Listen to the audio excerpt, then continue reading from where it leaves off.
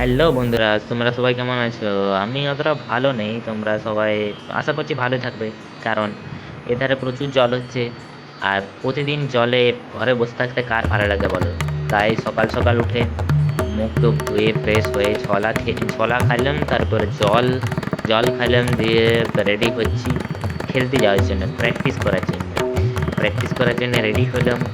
এরপরে আমার সাইকেলটা নেবো, তারপরে আমি বেরিয়ে যাব আমার প্র্যাকটিসের জন্য। আর যাবার সময় রাস্তায় ভিউটা তোমরা দেখো একটু। যাচ্ছিলাম অনেক, ওই 40 কিলোমিটার হবে। না না বন্ধু, মজা করলাম, 40 কিলোমিটারে কেউ খেলতে যায়?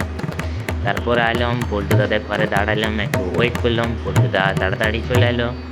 পল্টু দা, তারপরে আমরা সবাই গ্রাউন্ডের ভিতরে ঢুকছিলাম। তারপর দেখছি নতুন করে ছেলেগুলো আরও ক্রিকেট খেলতে লাগিয়ে দিয়েছে।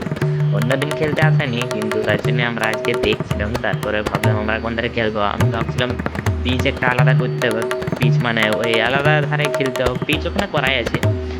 তারপরে দেখলাম না, ওদের খেলা হয়ে গেছে। তারপর আমাদের বললো না খেল। তারপর আমাদের প্র্যাকটিসের শেষে আমরা জল আনতে যাচ্ছি। আর প্র্যাকটিস করার পরে ঘামে গেছি প্রচুর, কিন্তু তবু আজকে রোদ দেই নাই, রোদ কম দিচ্ছে, তার জন্য শরীরটা আলাদা কম লেগেছে। আর সবাই মিলে মুখ হাত পা দিয়ে চলে এলাম। তারপরে আমরা সবাই ঘরের দিকে রওনা দিলাম। এখন বাজছে 9:30। 9:30টার সময় ঘর যাচ্ছি। 9:30টায় ঘর ঢোকার পরে মুখ হাত পা ধুলাম। হাত পা ধোয়ার পরে আজকে সকালের মেনুটা আমার দেখো। সকালে খাইয়ে গেছি ছোলা আর জল, আর এখন আসছি গরম ভাত আর আলু চোখা।